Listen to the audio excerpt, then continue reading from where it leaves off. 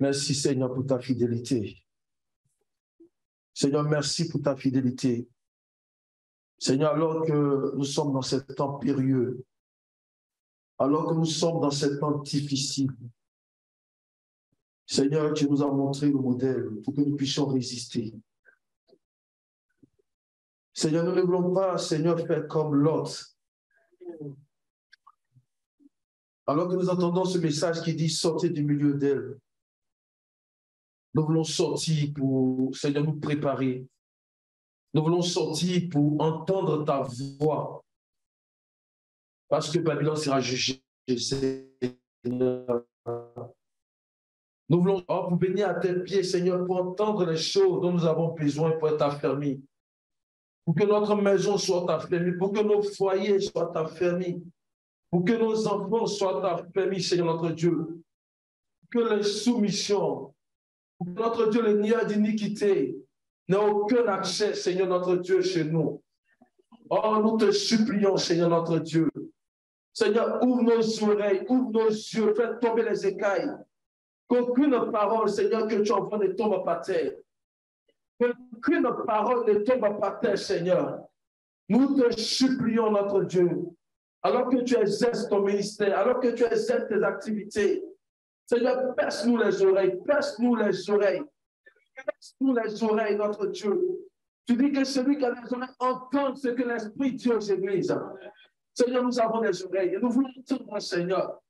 Nous avons des oreilles, nous voulons entendre, Seigneur. Tu dis aujourd'hui, si tu entends sa voix, n'endurcis pas ton cœur. Nous ne voulons pas endurcir nos cœurs, Seigneur. Mais nous voulons que la parole pénètre en nous, que la parole pénètre en nous. Pour produire la vie, Seigneur, notre Dieu, nécessaire. Oh, Père éternel, pour nous donner de résister dans ce temps de la paix. Seigneur, merci parce que tu as oublié de ton Église, par ta parole et par ton esprit. Tu enseignes notre Dieu. Et tu veux que nous soyons attentifs. Alléluia. Que la gloire, que la puissance, que l'honneur, que la magnificence et l'élévation te reviennent. Dans le nom de Jésus, nous avons prié. Amen. Amen. Amen. Amen. Nous bénissons vraiment ces paroles de grâce que le Seigneur nous a données par son serviteur. Nous voyons vraiment que nous sommes dans des temps périlleux et que, comme le frère l'a dit, les pressions viennent de toutes parts, les pressions viennent de l'ennemi. Amen. Mais le Seigneur nous a donné aussi des moyens. Il a décrit des moyens, il a mis en lumière des moyens dans sa parole pour nous donner de résister dans ces temps-là. Amen. Amen. En fait, rien ne surprend le Seigneur. Alléluia. Le Seigneur, le maître des temps et des saisons, le Seigneur savait que ce temps-là allait arriver. Bon, aussi, il a préparé la provision pour son peuple. Amen. Lorsque nous prenons dans Matthieu chapitre 13, Matthieu 13, le verset 52, ce sont des messages que nous avons l'habitude d'entendre, mais qu'il faut que nous puissions les rappeler. Amen, qui sont vraiment très importants pour ces temps-ci dans lesquels nous sommes. Amen. Matthieu chapitre 13, verset 52.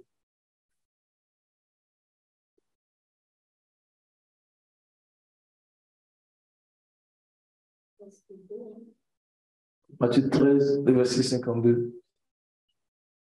Et il leur dit, c'est pourquoi tout scribe instruit de ce qui regarde le royaume des cieux est semblable à un maître de maison qui tire de son trésor des choses nouvelles et des choses anciennes.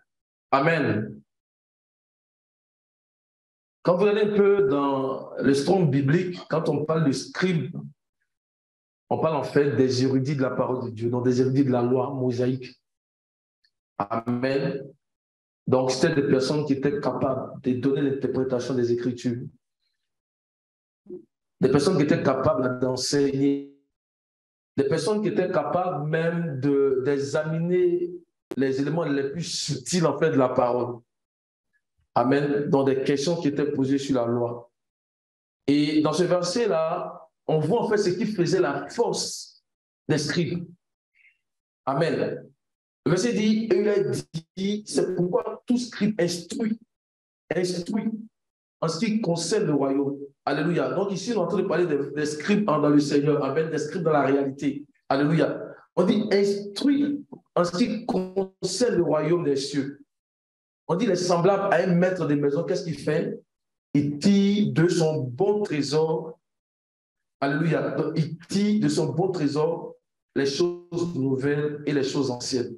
Amen. On dit il est instruit de ce qui concerne le royaume des cieux.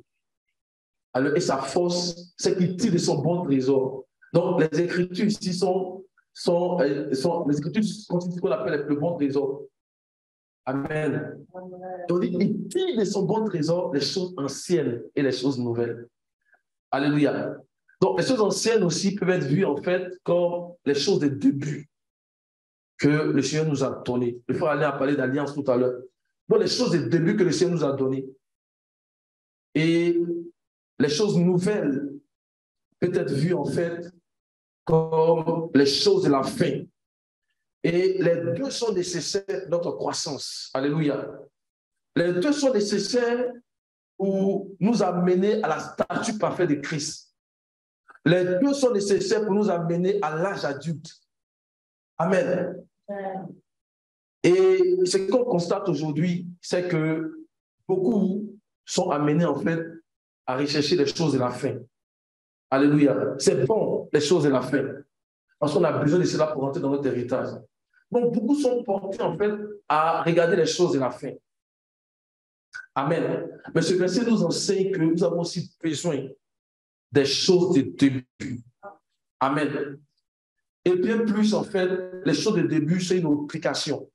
Alléluia. Pourquoi c'est une obligation? Parce que les choses de la fin sont l'accomplissement des choses que le Seigneur commence au début. Amen. Amen. Il y a un frère qui nous disait qu'on n'est pas adulte. Dans le contexte naturel, on n'a jamais vu quelqu'un qui est né adulte. Amen. Amen. De toute façon, quand on aime, on a besoin de biberon. Alléluia. Donc, on n'est pas adulte, mais on est bébé.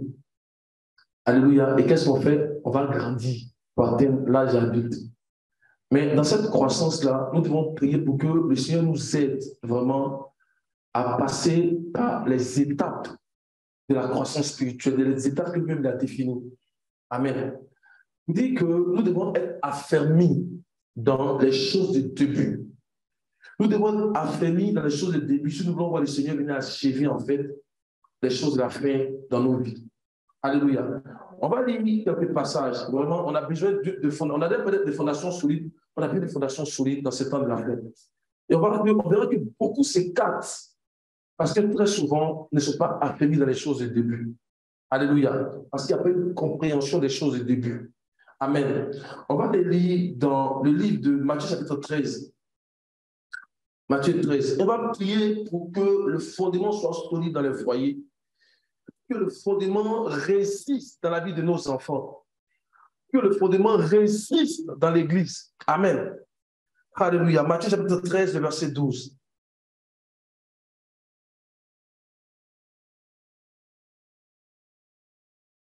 Car on donnera à celui qui a, et il sera dans l'abondance, mais à celui qui n'a pas, on ôtera même ce qu'il a. Amen. Dans la parabole des talents, il y en a qui ont dit, mais Seigneur, il a déjà 10 villes. Pourquoi est-ce que tu veux lui donner encore? Le Seigneur dit arracher pour celui qui a un seul, et puis donner celui à celui qui a 10. Mais il a déjà 10. Il dit non, on donnera à celui qui en a. Et tu vas voir, on donnera à quoi? À celui qui en a, et il sera quoi? Dans l'abondance. Amen. Donc c'est celui qui en a, c'est à lui qu'on va donner, il sera dans l'abondance. On dit à celui qui n'a pas, on notera même ce qu'il a. Donc parce qu'il a les choses de début, on va lui donner encore des choses. Amen. Jusqu'à ce qu'il rentre dans les choses de la fin. Et jusqu'à ce qu'il arrive à la promesse de la Odyssée. Amen. On va continuer à rajouter. On dit à celui qui n'en a pas, on va même arracher ce qu'il a. Que le Seigneur nous aide. Amen.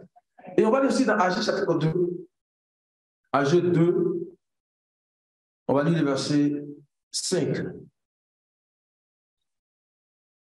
Agé 2, verset 5.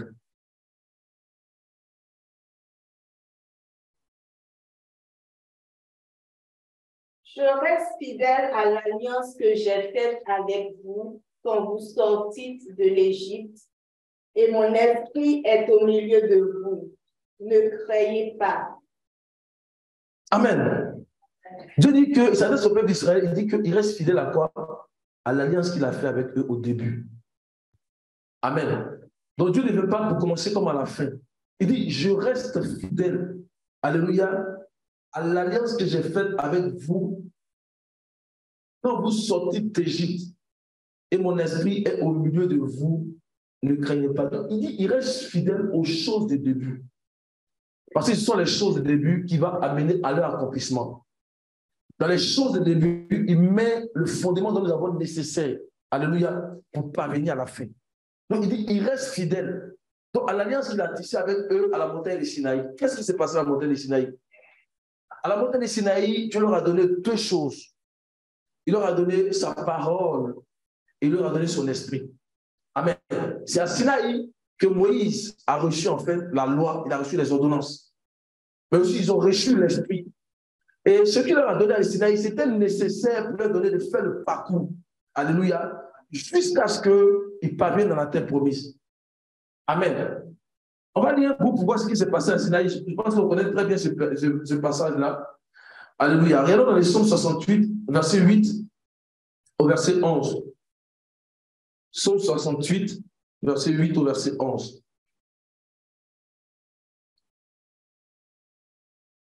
Ô Dieu, quand tu sortis la tête de ton peuple, quand tu sortis à la tête de ton peuple, quand tu marchais dans le désert, la terre trembla, les cieux se fondirent devant Dieu. Le Sinaï s'ébranla devant Dieu, le Dieu d'Israël. Tu fis tomber une pluie bienfaisante, ô Dieu. Tu fortifias ton héritage épuisé. Verset 11. Ton peuple établit sa demeure dans le pays que par ta bonté, ô Dieu, tu avais préparé pour les malheureux. Amen. On dit que tu as fortifié ton peuple qui était épuisé. Donc Israël ne peut pas commencer à marcher, il ne peut pas commencer la marche sans que Dieu les aide en fait, sans que Dieu ne réalise en fait cette action. Plus de 400 années d'esclavage. Alléluia. Ils étaient fatigués, même dans la marche, dans la mer Rouge, ils étaient fatigués. Et donc le Seigneur est venu pour les fortifier. Il est venu pour leur donner son esprit. Il leur a donné la loi. Donc ce qu'ils avaient reçu là, c'était nécessaire. Et on le voit aussi pour l'Église. L'Église est née dans l'environnement du Saint-Esprit. Donc il a envoyé le baptême, en fait, pour faire naître son Église. L'Église est née, alléluia, à l'image du Seigneur lui-même. L'ange a dit à Marie, le Saint-Esprit viendra sur toi. Amen. C'est pourquoi la puissance du trône te couvrira de son nom. Donc l'Église, en tant qu'enfant, le Seigneur a fait naître l'Église aussi dans l'environnement de l'Esprit. Amen. Amen. Et ce qu'ils ont reçu là, c'était nécessaire pour qu'ils accomplissent le ministère. Il dit de là, vous irez à Jérusalem, vous irez partout dans le monde. Amen. Donc ce qu'il a commencé à Sinaï, c'était nécessaire pour eux. Et la Bible dit qu'ils ont marché dans le désert. Leur vêtement ne s'est pas déchiré. Amen. Et leur pied ne s'est pas usé. Parce que le Seigneur a accompli quelque chose à Sinaï. Amen. Et c'est là qu'il leur a donné aussi l'alliance.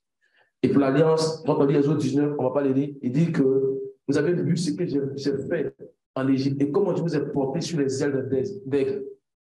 Il dit maintenant, si vous écoutez ma voix et si vous gardez mon alliance, alléluia, vous m'appartiendrez en tous les peuples de la terre parce que toute la terre est à moi.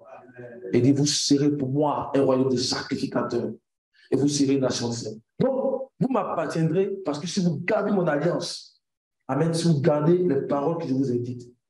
Il a dit que Moïse allait répéter ça au peuple. Et tout le peuple a dit, nous ferons ce que l'Éternel a ordonné. Il a dit, prépare-les parce que le troisième jour, le Seigneur va descendre sur Sinaï. Alléluia. Et il est descendu, il a libéré. Donc le Seigneur a fait quelque chose de grand. Il leur a donné sa parole à Sinaï. Amen. Donc les choses de début sont vraiment, vraiment, vraiment importantes. Dieu est fidèle à ça. Si nous sommes fidèles dans les choses de début, il est certain que nous allons parvenir à la fin. Amen. Parce que le Seigneur ne veut pas pour achever une œuvre à la fin s'il n'a pas commencé au début. Alléluia. Et quand on va lire dans Matthieu chapitre 16, on lit beaucoup. Hein. Je vais me dépêcher de terminer. On va prier vraiment pour un fondement solide vraiment dans les foyers au niveau de nos enfants. Alléluia. Matthieu chapitre 16. Est-ce que tu peux lire à partir du verset 11 où les disciples ont posé la question au Seigneur? Matthieu 16. Ils ont posé la question au Seigneur.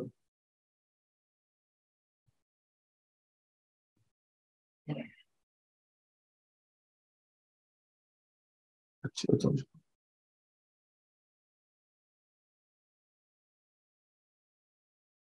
Tu as retrouvé Matthieu 16? Je te donne le verset où Jésus a posé la question, qui dit-on que je suis? Moi, le Fils de l'homme. Oui, verset 13, merci mon frère. Jésus étant arrivé dans le territoire de Césarée de Philippe, demanda à ses disciples, qui dit-on que je suis, moi le Fils de l'homme? Ils répondirent, les uns disent que tu es Jean-Baptiste, les autres Élie, les autres Jérémie ou l'un des prophètes. Et vous, leur dit-il, qui dites-vous que je suis? Simon-Pierre répondit, tu es le Christ, le Fils du Dieu vivant.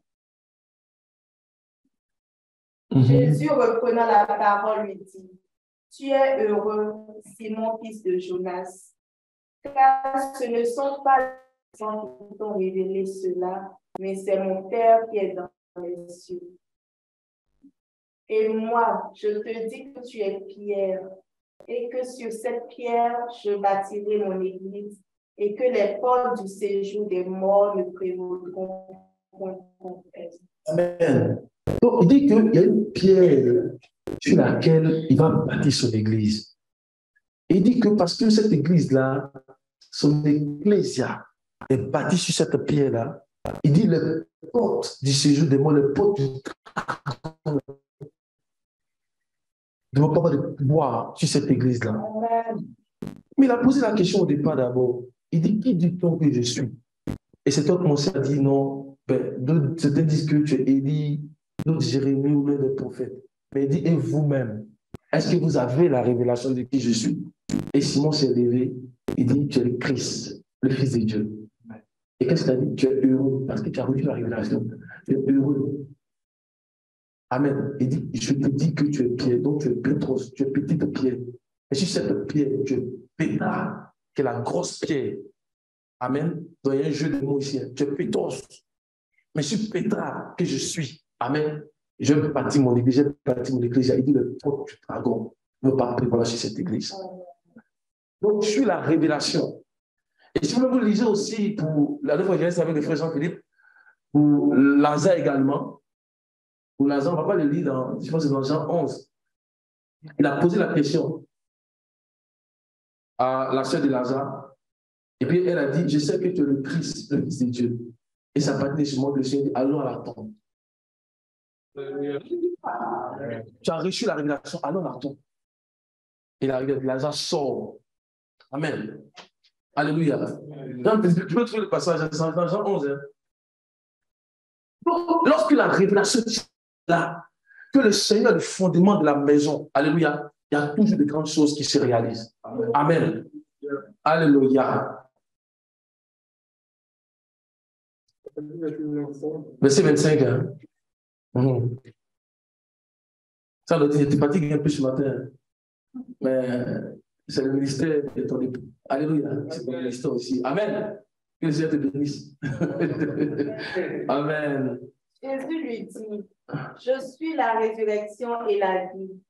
Celui qui croit en moi vivra quand même il serait mort.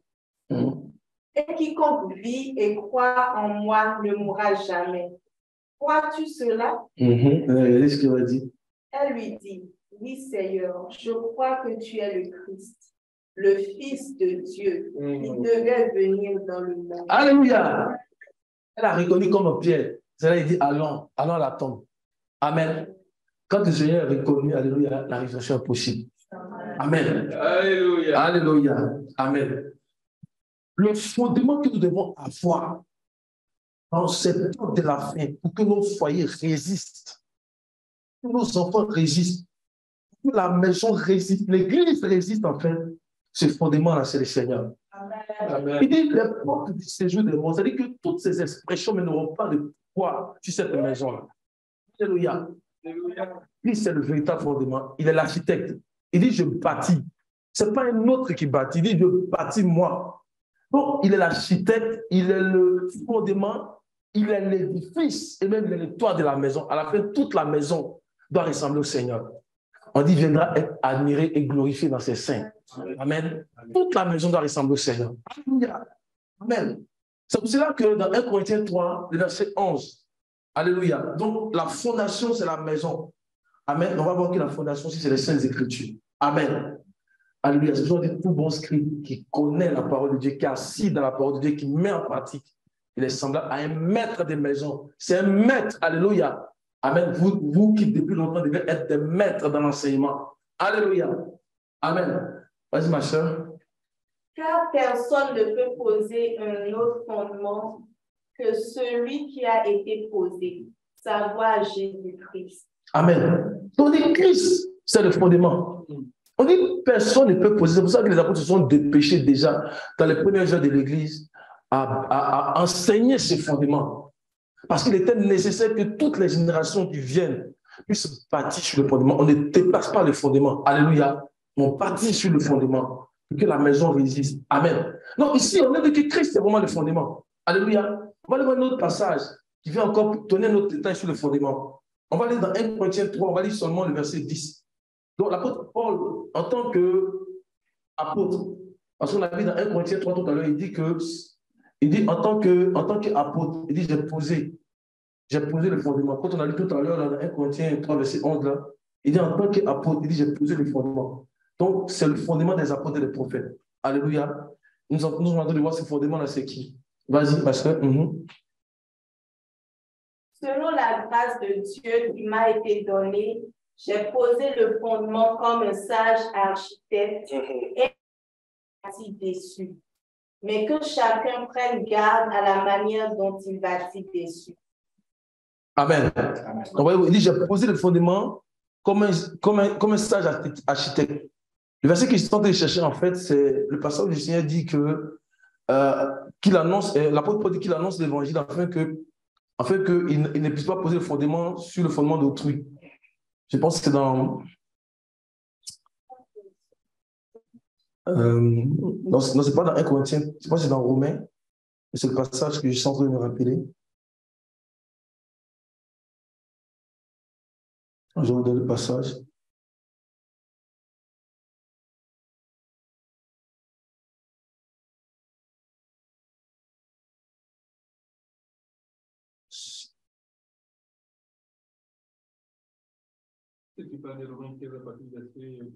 Lui, on va voir.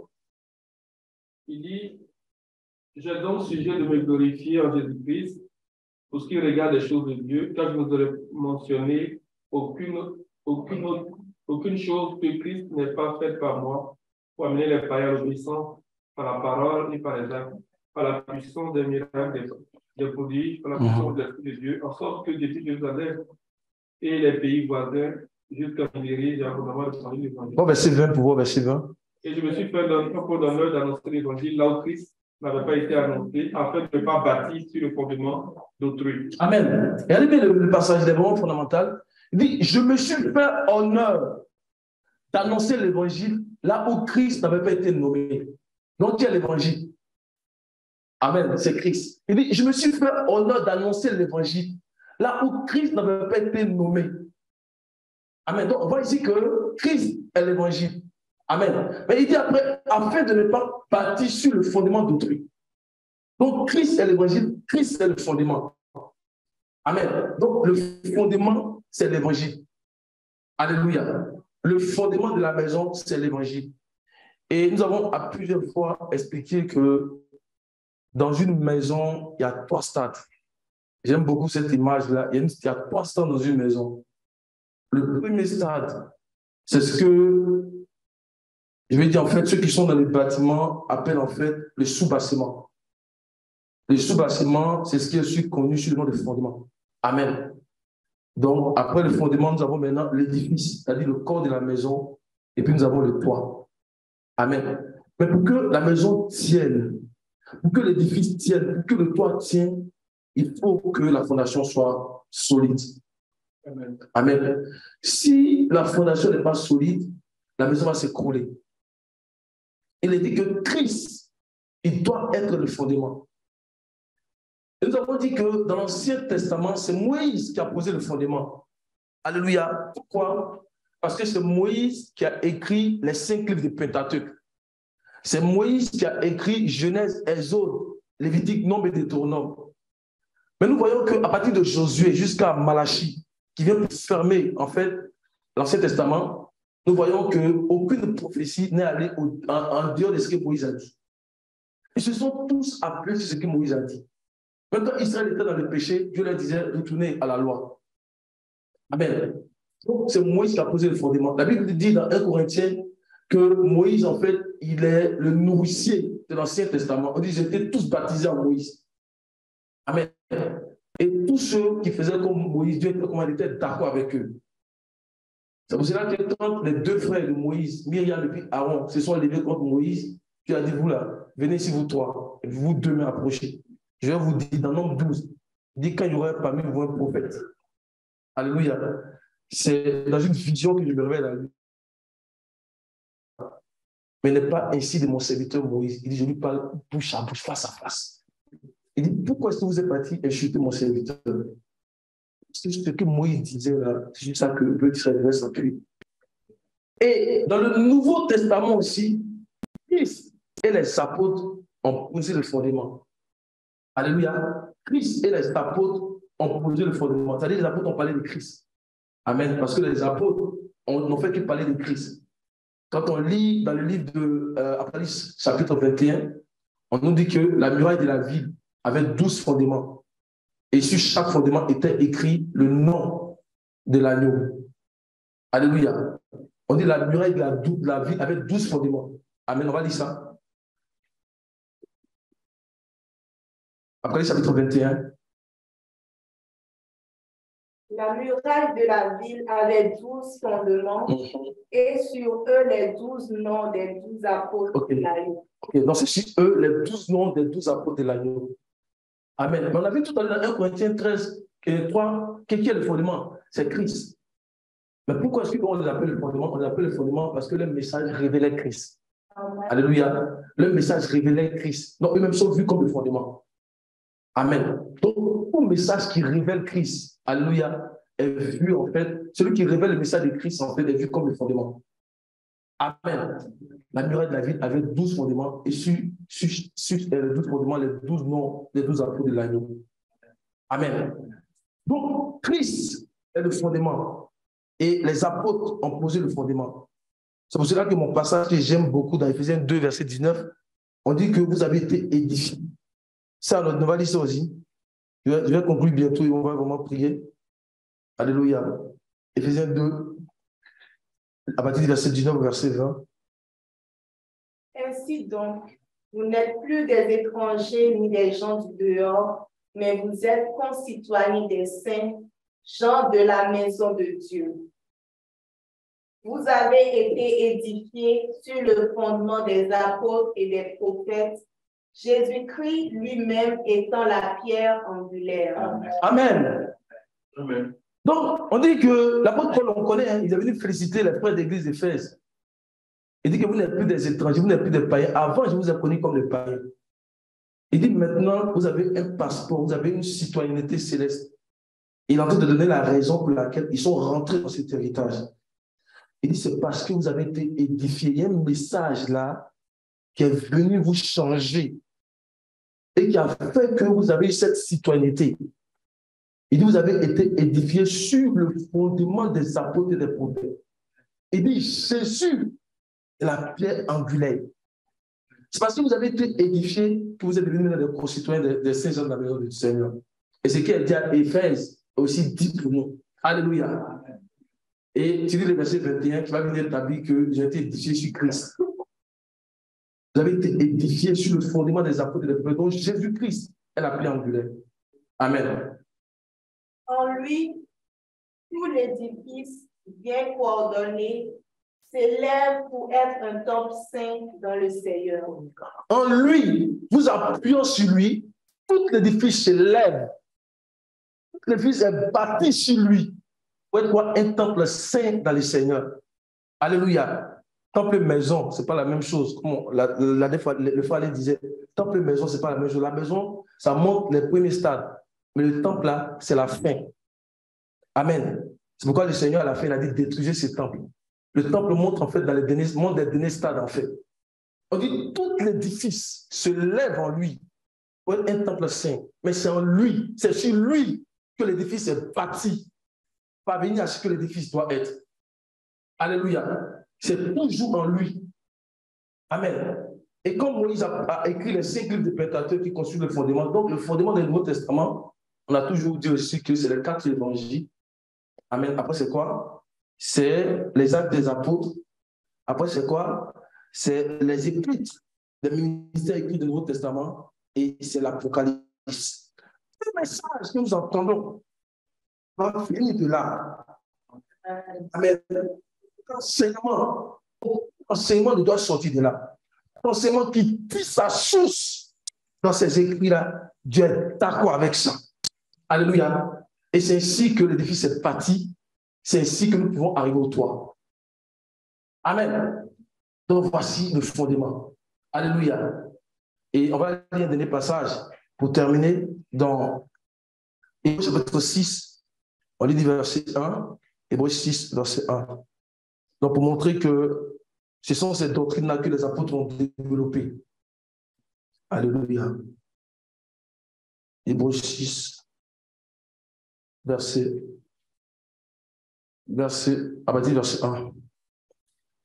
C'est pourquoi laissons les éléments de la parole de Christ, tendons à ce qui est parfait, sans poser de nouveau le fondement. On va continuer. On dit sans poser quoi? De nouveau le fondement. L'apôtre dit que personne ne peut poser un autre fondement. On dit, ce que ça veut dire, c'est appuyons-nous en fait sur la parole de Christ. Ne posons plus le fondement. Parce que le fondement est déjà posé. L'apôtre dit, je me suis fait honneur en tant qu'apôtre, comme les autres, de poser le fondement. Amen. On s'est fait honneur de vous donner les Écritures. On s'est fait honneur de vous donner en fait les 4 évangiles.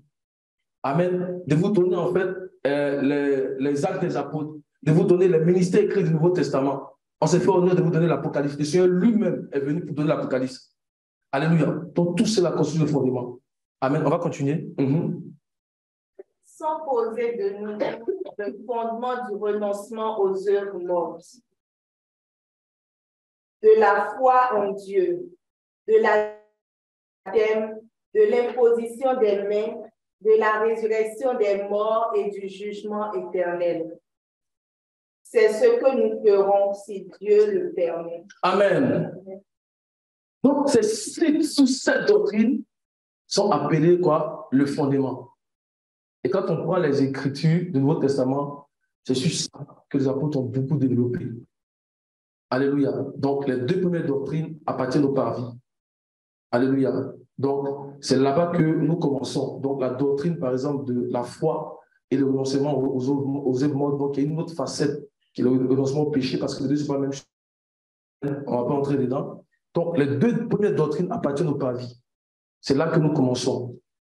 Quand on vient au Seigneur, quand on est nouveau chrétien, c'est là qu'on commence. Les 2 doctrines. Mais très souvent, ces 2 doctrines créent des problèmes. Beaucoup de problèmes, parce que la foi est enseignée de la manière dont elle n'est pas enseignée comme elle doit être enseignée. Amen. La foi est détournée en fait pour servir souvent au ventre des gens. Alléluia. Mais quand on comprend la doctrine de la foi, ça nous aide parce que les 2 là sont très importants dans le parvis. Après, la doctrine de la foi, il y a quelle doctrine? L'imposition des mains, c'est ça. Et la doctrine du baptême. Donc le baptême en Christ et le baptême du Saint-Esprit. Le baptême en Christ qui est réalisé par le Saint-Esprit. C'est lui qui convainc les cœurs de péché, de jugement. Et le baptême du Saint-Esprit qui est réalisé par le Seigneur lui-même. Jean-Baptiste a dit, je ne le connaissais pas. Mais celui qui m'a envoyé a dit, c'est lui sur qui tu verras l'Esprit descendre. c'est celui qui baptise le Saint-Esprit de feu. Amen. Alléluia. Donc, cette doctrine-là, amen. Donc, le baptême en Christ, le baptême du Saint-Esprit sont au niveau du lieu saint. Amen. Donc, quand tu quittes le parvis, amen, pour aller au lieu saint, ça veut dire que tu es ancré déjà dans cette doctrine. Alléluia. C'est pourquoi aujourd'hui, quand on parle de l'Église qui a reçu le baptême du Saint-Esprit, l'Église est au niveau du lieu saint. Mais il y en a qui ont déjà quitté le lieu saint pour commencer à rentrer dans l'antitype du lieu très saint. Alléluia. Donc, la doctrine de la résurrection et du jugement éternel appartient au lieu très saint. Alléluia. Que le Seigneur nous aide vraiment à être établis dans le fondement. Amen. Matthieu chapitre 7, le verset 24, dit que, parce que j'avais dit dernier passage, on va terminer là. Donc, pour montrer vraiment que la maison qui est posée sur le fondement résiste. Matthieu chapitre 7, à partir du verset 24. Et nous connaissons très bien d'ailleurs. Matthieu 7, à partir du verset 24. C'est pourquoi quiconque entend ces paroles que je dis et les met en pratique sera semblable à un homme prudent qui a bâti sa maison sur le roc. La pluie est tombée, les torrents sont venus, les vents ont soufflé et se sont jetés contre cette maison. Elle n'est point tombée parce qu'elle était fondée sur le roc. Mais quiconque entend ces paroles que je dis et ne les met pas en pratique sera semblable à un homme insensé qui a bâti sa maison sur le sable. La pluie est tombée, les torrents sont venus, les vents ont soufflé et ont battu cette maison. Elle est tombée et sa ruine a été grande. Amen. Et nous savons que cet enseignement est un enseignement de 3 jours que le Seigneur a donné, qui commence à partir de Matthieu chapitre 5. Et dans Matthieu chapitre 5, verset 1, il dit alors que le Seigneur s'est assis sur la montagne, ses disciples se sont approchés de lui, il a commencé à les enseigner. Amen. Donc il parlait à ses disciples. Il dit parmi ces disciples-là, il y en a qui sont insensés. Amen. Et il y en a qui sont prudents. Mais l'insensé ou le prudent, il dit c'est en lien avec sa parole. Amen. Et chaque jour, la manière dont nous vivons, nous sommes en train de bâtir une maison. Alléluia. Nous sommes en train de bâtir une maison. On a vu même dans 1 Corinthiens 3 que nous bâtissons Dieu une maison. Alléluia. Et le Seigneur dit que celui qui entend sa parole, donc celui qui a la lumière de la parole et qui met en pratique, sa maison va résister. Dans 1 Corinthiens 3, il est dit là-bas que le jour la fera connaître. Le jour va venir pour prouver la maison. La maison individuellement sera testée dans cette fin de temps. Amen. Toute maison collectivement, Église sera testée aussi dans cette fin de temps. Amen. Il dit le jour ici parle du ministère de notre Seigneur Jésus-Christ. Les jours ici parlent en fait de l'éclat de sa parole. Dans Matthieu chapitre 12, verset 47, il est dit, le Seigneur dit que la parole que je vous ai dit, c'est elle qui va vous juger. Donc, le jour parle de l'éclat de sa parole. Amen. Donc, la parole qui vient mettre en lumière toutes choses, qui vient pour juger toutes choses. Amen. Et le Seigneur veut que nous puissions entendre cette parole et la mettre en pratique. Alléluia. Très souvent, quand il y a la perte de la lumière de la parole, même ce que le Seigneur condamne, on n'arrive plus à voir ça. Donc, nous devons prier pour que la parole s'intensifie au milieu de nous. Parce que si la parole s'intensifie au milieu de nous, si la parole va en éclat au milieu de nous, nous serons capables de pouvoir voir les choses que le Seigneur n'aime pas et les abandonner. Amen. Nous serons capables de voir ces choses-là. Amen. Et nous parlions de Babylone ce matin à la prière. Comment est-ce qu'on reconnaît Babylone? Babylone, on la reconnaît quand on regarde son début et quand on regarde sa fin. Parce qu'elle a commencé en Christ. Mais parce qu'elle a commencé à perdre la lumière de la parole, on voit comment est-ce qu'elle va de façon décroissante.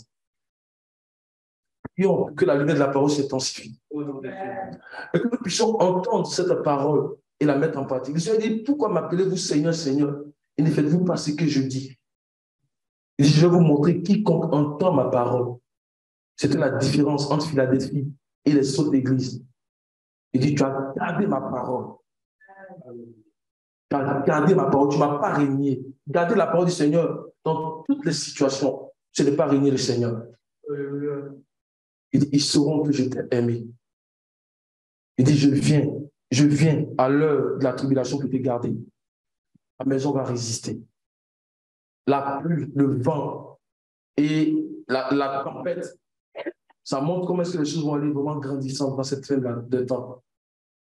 Et nous voulons que notre maison individuellement, notre maison collectivement soit debout. Que l'Église soit debout. Amen. Alléluia. Il dit que si nous bâtissons sur ce fondement avec de l'or, de l'argent, avec des pierres précieuses, notre maison va résister. Amen.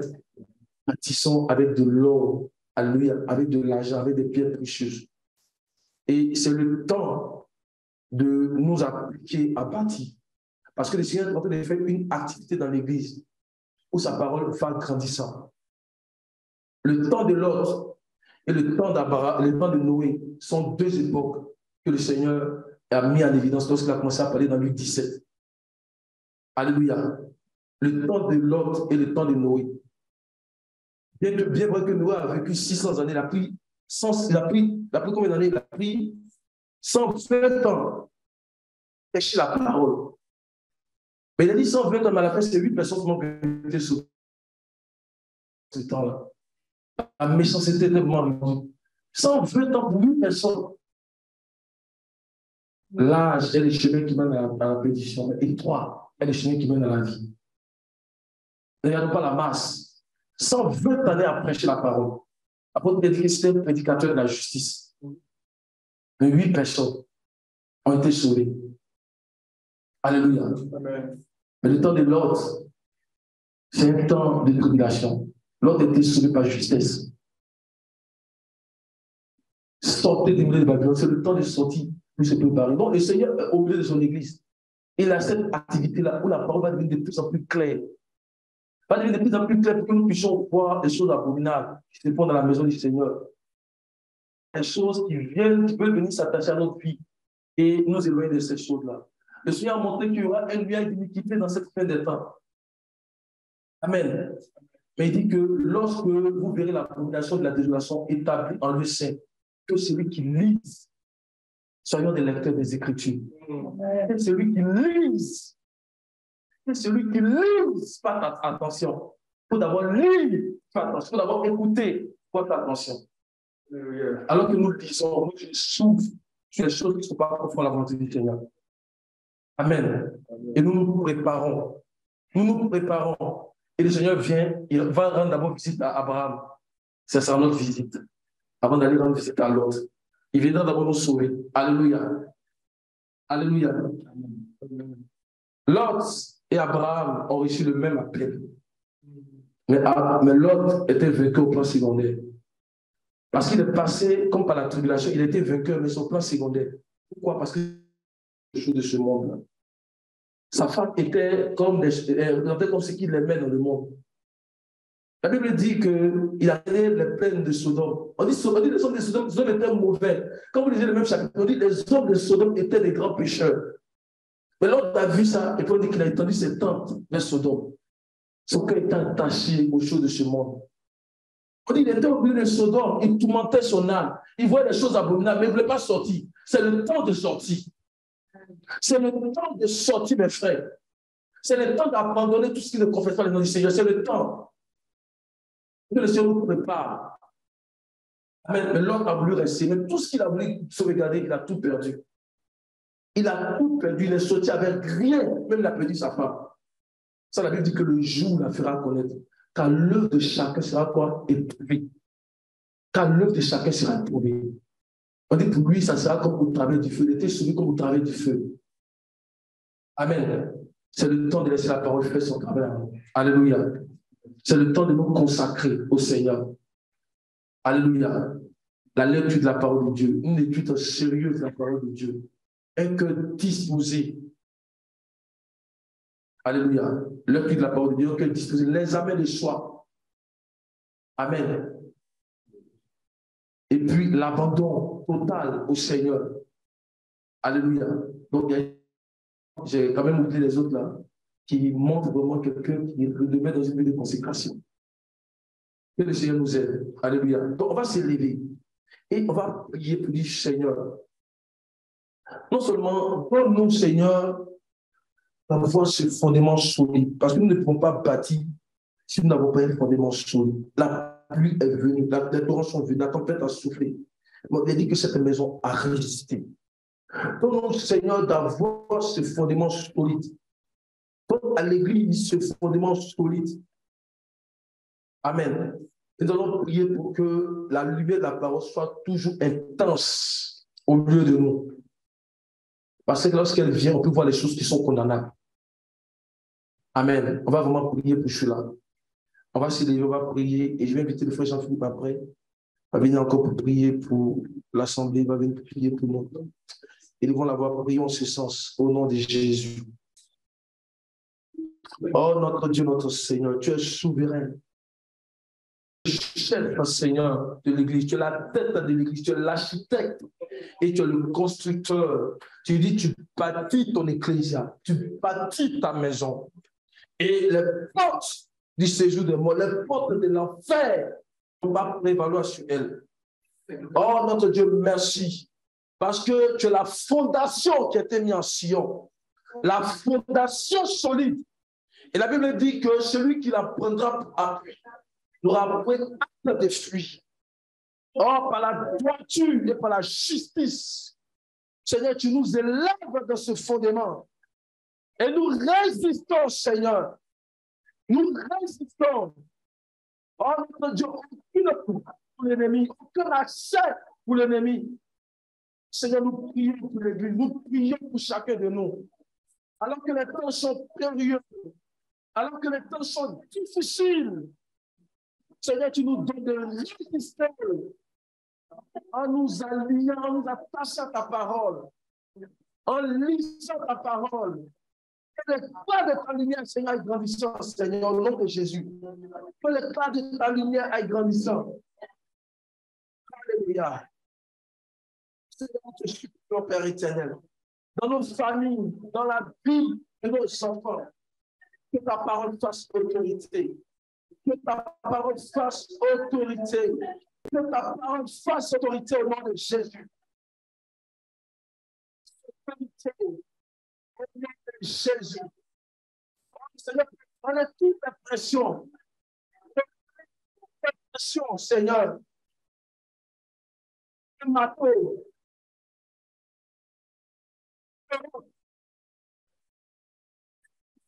Alléluia. Seigneur. Tu devant le ennemi, Seigneur.